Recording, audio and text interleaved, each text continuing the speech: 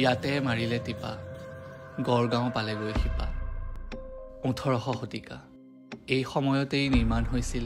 আজিও বহু ৰহস্যৰে ভৰপূৰ তলাতল ঘৰ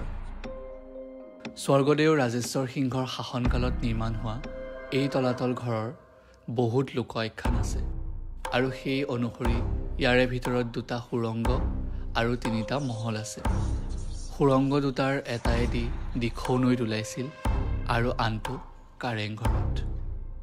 এটা সময়ত বিভিন্নজনে চেষ্টা কৰিলে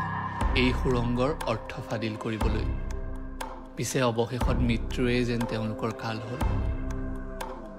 তলাতল ঘৰলৈ আহিব পৰাকৈ তিনিখন দুৱাৰ আছে যাক কোৱা হয় বৰদুৱাৰ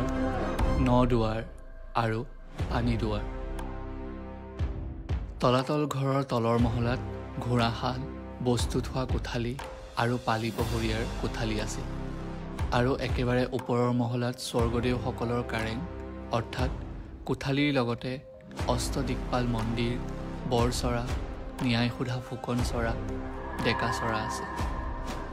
সময়ৰ সোঁতত যদিও তলাতল ঘৰৰ পৰিৱৰ্তন হৈছে তথাপি আজিও ইয়াত এবাৰ সোমালে কিবা এক শিহৰণ অনুভৱ হয়